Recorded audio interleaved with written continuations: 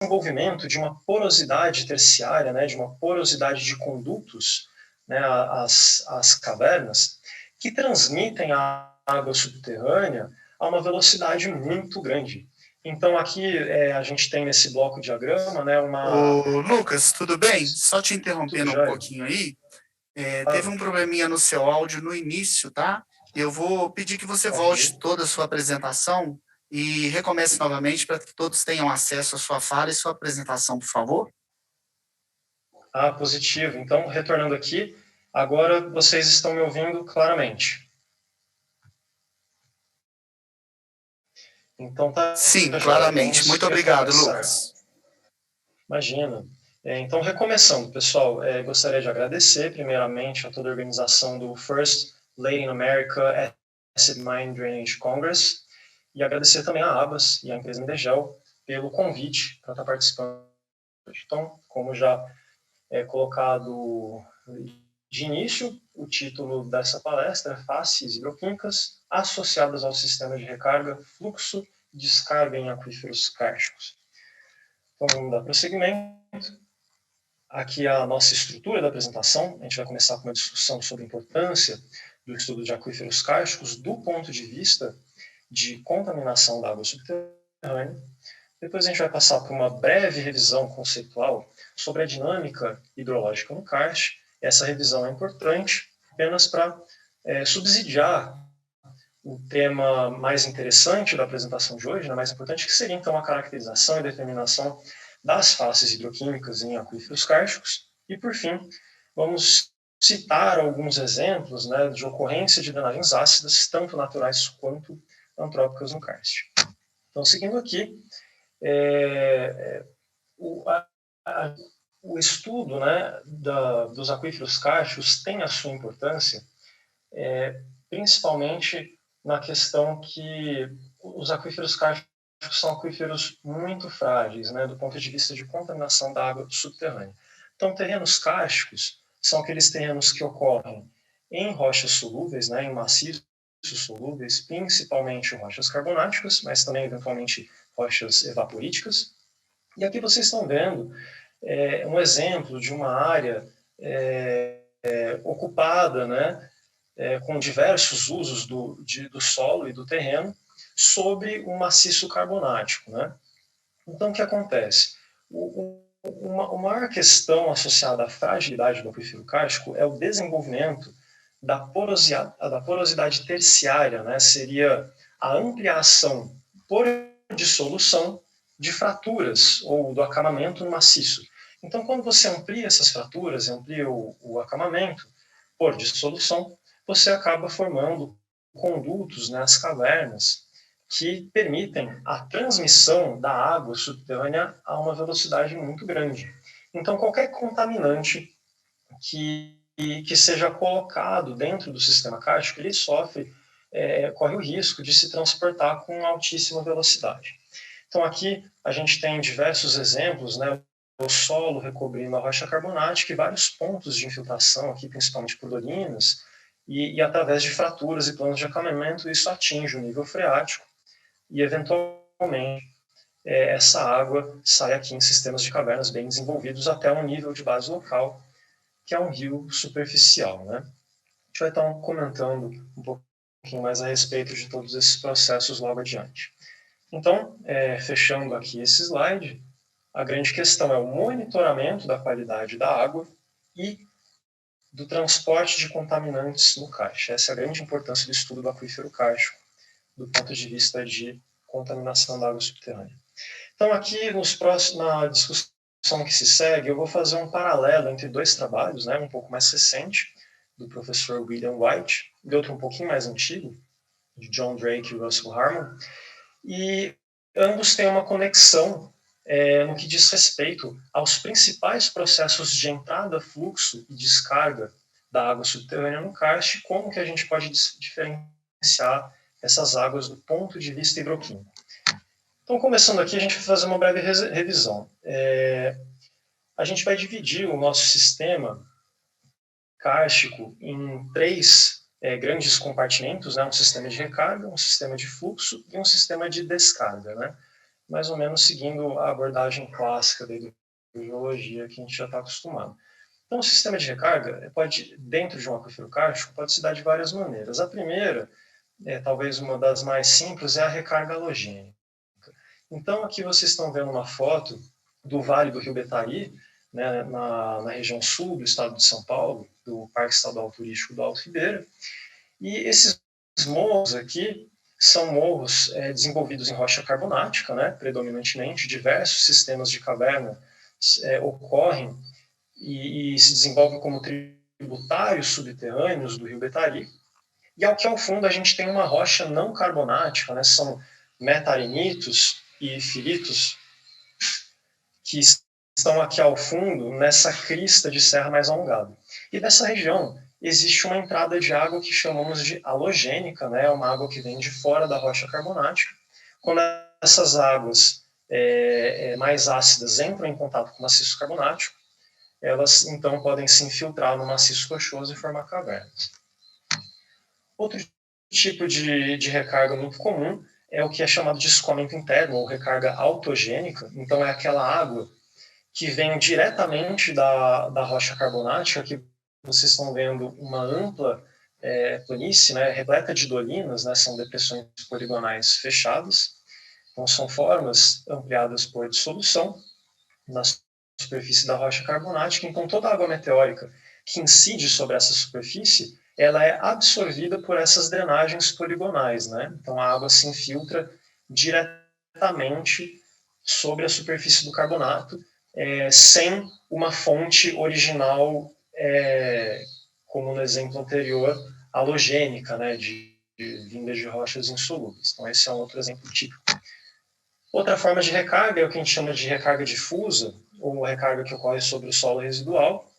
Então, aqui a gente tem um exemplo de uma frente de lava, né, onde a gente pode ver o solo residual, né, da dissolução do calcário. Como o calcário ele não é apenas formado por minerais solúveis, também existem os minerais insolúveis, a gente sempre tem uma camada de solo residual, e a infiltração meteórica também pode ocorrer diretamente sobre o solo, que vai formar uma infiltração difusa, ao contrário do exemplo das dolinas que a gente viu anteriormente, que é uma infiltração concentrada, pontual. E, por fim, um outro tipo de recarga difusa, mas que ocorre a partir de rochas insolúveis, né? Aqui vocês estão vendo uma ampla planície na região oeste do estado da Bahia. Toda essa planície é recoberta por arenitos, e abaixo desses arenitos a gente tem os calcários do grupo Bambuí. Então, toda a recarga meteórica que ocorre nos arenitos, né, nas rochas insolúveis, ela vai ser transmitida de forma difusa para os calcários subjacentes. Então, o nosso, agora já saindo do sistema de recarga para o sistema de fluxo, a gente tem 3 tipos principais de porosidade, né, no aquífero kárstico. Então, a gente tem a porosidade intergranular, que são aqueles poros primários, né, da sedimentação da rocha. Normalmente é o tipo de porosidade menos importante. A gente tem as fraturas e os condutos, né, que é a ampliação da fratura por dissolução. Então, é através desses 3 tipos de poros que o fluxo ocorre dentro do aquífero kárstico. E aqui a gente tem um exemplo, né, de um conduto na zona vadosa aqui, nessa caverna do Parque Estadual de Terra Ronca, em Goiás. Então, aqui só um exemplo, né, pessoal, de como o sistema de fluxo ele depende de um fator de escala, né? Então, em uma escala mais regional, a gente vai ver esses sistemas de cavernas, né, que de longe são os principais responsáveis pela condução da água no aquífero kárstico. Em escala mais local, a gente nota as fraturas. Então, aqui você já começa a perceber que um poço dentro do aquífero kárstico ele pode interceptar um conduto, mas poucos metros ao lado pode interceptar uma simples fratura. E, assim, os sistemas vão se subdividindo em escala sublocal e até de laboratório, de modo que o sistema kárstico é marcado por uma extrema anisotropia, né? Ele definitivamente não é um sistema homogêneo, e os parâmetros de condutividade hidráulica e transmissibilidade variam muito de local para local. E, finalmente, aqui o nosso sistema de recarga, né, a gente tem diversos tipos de nascentes em terrenos kársticos, as nascentes em condutos abertos, como exemplificado pela foto na zona vadosa, condutos aluvionados, né, quando a subida do nível de base externo, por exemplo, pode soterrar um desses condutos por sedimento, e as nascentes ocorrem abaixo dos leitos dos rios, né, preenchidos com sedimento. Condutos alagados, né, nascentes que ocorrem como pequenas piscinas do freático raso. Os enxames de fraturas, né, então são águas que não estão associadas necessariamente a condutos abertos, mas pequenas fraturas ampliadas. E, finalmente, as nascentes artesianas, que são aquelas que é uma água aflorante do freático profundo, né, com centenas de metros de profundidade. E aqui uma breve síntese, né, um pequeno esquema em diagrama de blocos, né, para resumir todos essa associação desses sistemas, né. Então a gente tem aqui, por exemplo, a nossa recarga halogênica e a nossa infiltração difusa, né, ambas podendo estar entrando em contato aqui com o maciço fraturado, o sistema de condutos ampliados, né, e isso, então, eventualmente convergindo para uma nascente e para o nível de base externa. Existem outras fontes de recarga, né, nossa recarga interna ou recarga autogênica, são as dolinas, né, e uma série de outros exemplos. E aqui a gente tem um esquema conceitual também que resume todo aquele cladograma anterior. Então, aqui a gente tem, né, uma rocha granítica, da onde vem a fonte de recarga halogênica, em contato com a rocha carbonática, essa água halogênica pode se infiltrar, formando sistemas de caverna, que então, essa rota de fluxo vai ter um ponto de descarga nas nascentes. Essa fonte de recarga profunda, né, de águas termais, a gente vai estar citando um pouquinho mais adiante na nossa apresentação. E aqui existem, né, uma série de outras formas de recarga, como já citado anteriormente, né, as dolinas, entre outras. Mas então esse é o nosso sistema de recarga, fluxo e descarga que a gente precisa ter em mente para partir agora para a nossa discussão, né, sobre a caracterização das faces hidroquímicas no kart. Então, esse é um esquema que deriva do trabalho de Drake e Harman.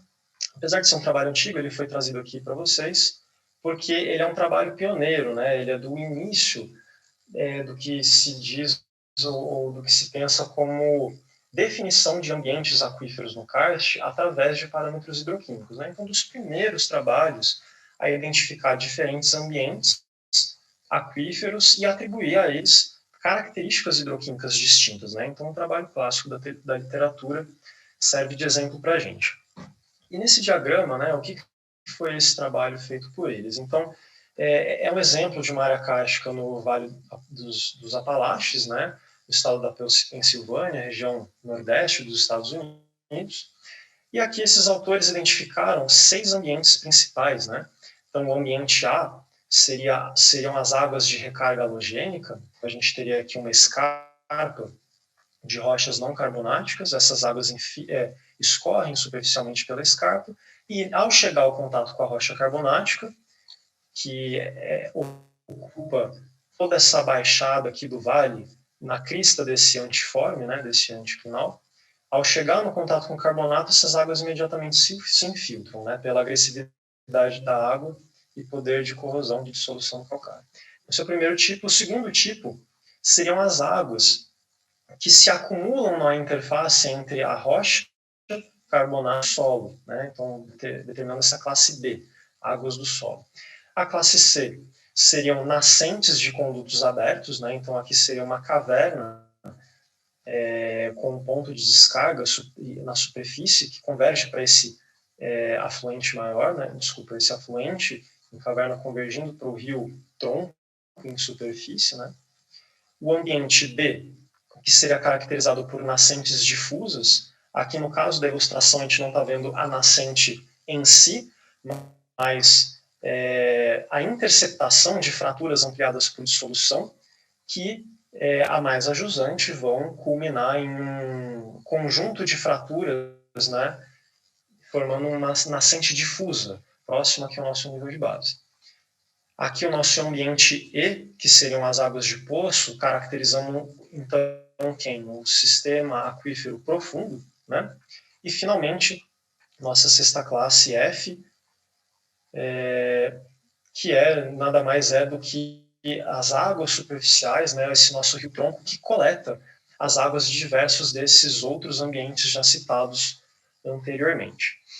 Então, alguns dos resultados, né, muito legais trazidos por esses autores pioneiros, essa tabela hidroquímica que vocês estão vendo, ela é baseada em cerca de 116 análises hidroquímicas, né?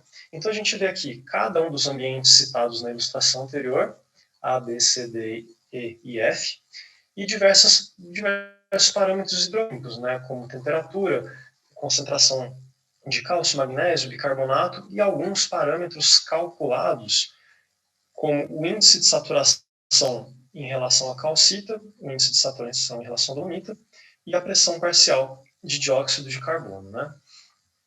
Então, com base nesses resultados, esses autores trazem para a gente que existe uma tendência, né, de aumento gradativo dos parâmetros medidos e calculados do ambiente A para o ambiente F. Então, o que isso quer dizer? Que a gente vai ver um aumento de cálcio, de magnésio, ou do pH do ambiente A, né, das águas de recarga, em direção a esses sistemas de fluxo e descarga, o que é perfeitamente esperado, justamente porque as águas de recarga ainda não dissolveram muito a rocha carbonática, né, enquanto as nossas águas do sistema de descarga já passaram pelo maciço carbonático.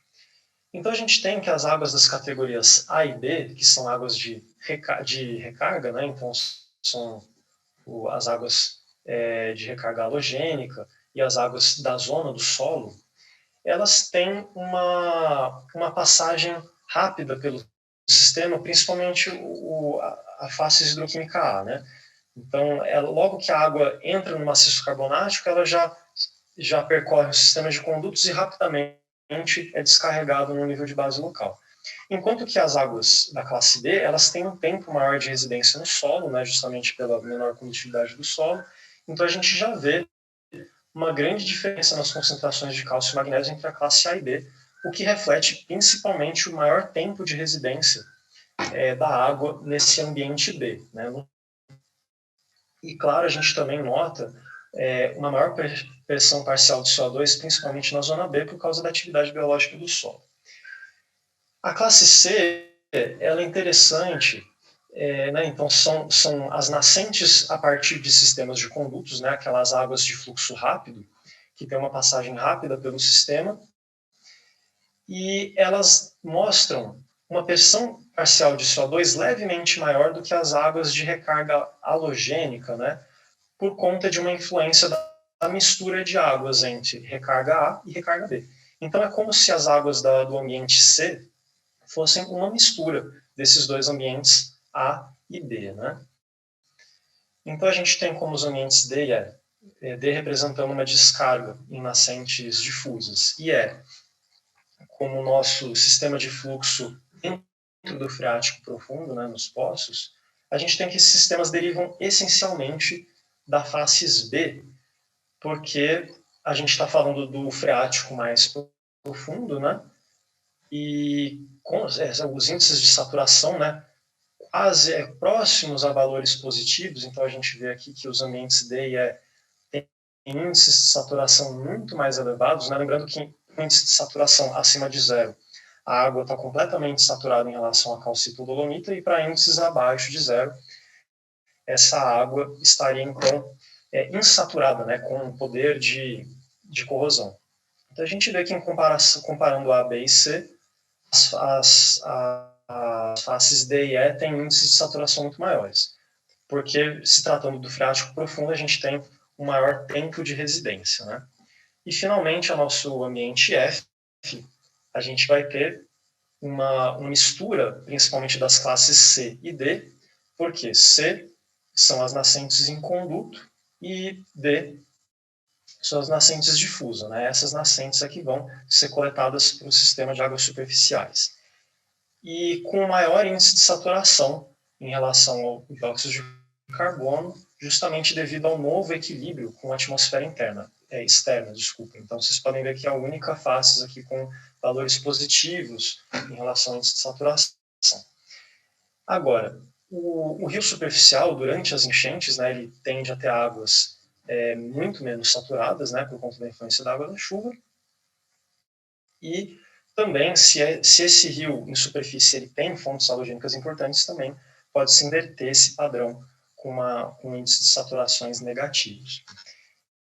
Então, esse gráfico ele resume os resultados apresentados na tabela anterior, e eles têm uma relação interessante com a história de evolução das águas desse aquífero kárstico. Então, primeiramente, quando você faz uma análise de principais componentes, e de todos aqueles parâmetros mostrados anteriormente, a gente vê que os parâmetros índice de saturação em calcita e pressão parcial de CO2, eles controlam a maior parte da variância dentro do nosso sistema.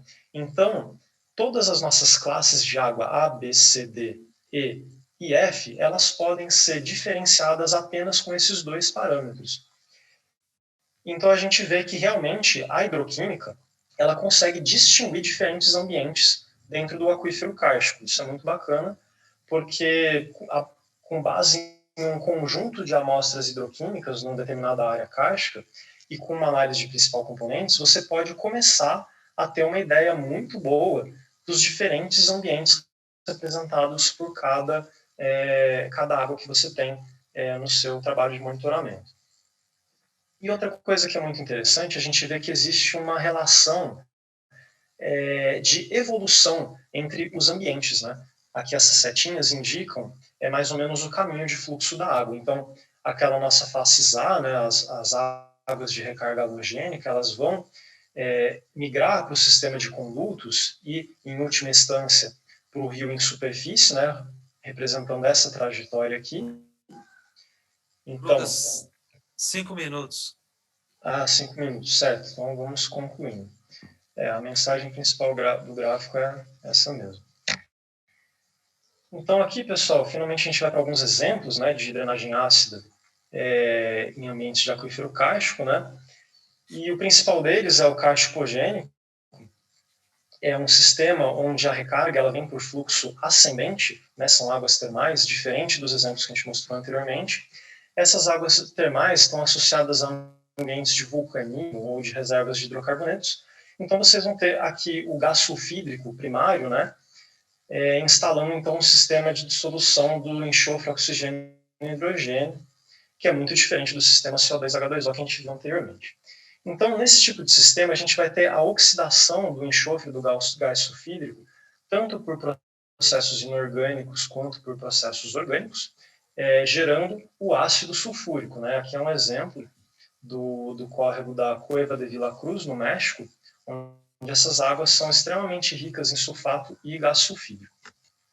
E algumas águas de gotejamento podem apresentar até pH 0 nessa caverna, o que é extremamente baixo. Então, esse é um exemplo natural de ocorrência do ácido sulfúrico em cavernas. E alguns exemplos, né, da ocorrência de drenagem ácida por ação antrópica.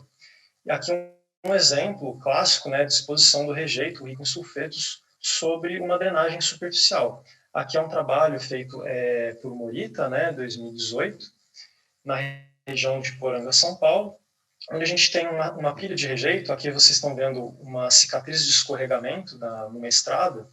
Essa estrada é paralela a uma antiga mina de chumbo na região. Com esse escorregamento na encosta afetou os antigos rejeitos de mina e trouxe uma quantidade muito grande de rejeito rico em sulfetos, né, para o córrego. Então, as análises hidroquímicas dessas águas indicam pH próximo de 3 e altíssimos teores de sulfato, né, acima de 1.200 mg por litro. E a reação que promove a entrada de sulfato no sistema e a redução do pH é justamente a oxidação da pirita ou de outros sulfetos, né? E a gente tem no Brasil diversos exemplos de áreas onde ocorrem sulfetos disseminados em rochas carbonáticas, né? Como, por exemplo, Corumbá, Mato Grosso do Sul, Campo Formoso na Bahia, Vazante, Minas Gerais e Iraquara na Bahia.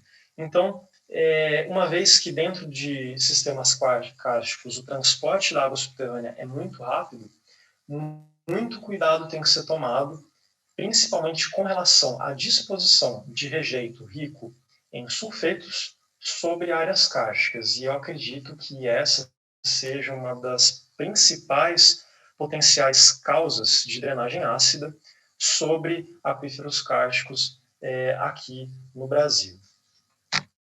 Então, pessoal, com isso eu concluo. Aqui apenas algumas das referências que foram utilizadas para a preparação dessa apresentação. E gostaria de agradecer, então, e encerrar minha fala. Então, passo a palavra a vocês. Vou interromper aqui o meu compartilhamento de tela.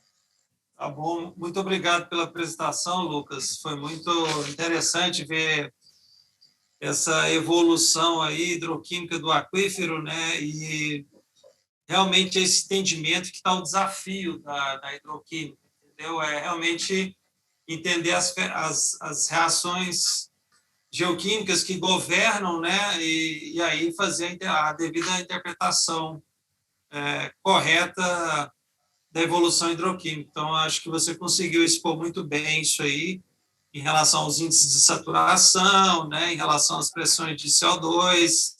Então, é importante ter o profissional para avaliar e interpretar os dados, porque senão eles podem não fazer sentido. Além disso, tem que avaliar a questão da qualidade desses dados também, que é uma questão crítica, porque os dados bem coletados contam uma história, e os dados mal coletados, às vezes, contam um pesadelo, né? Então, essa é a realidade que a gente vive. Muito obrigado.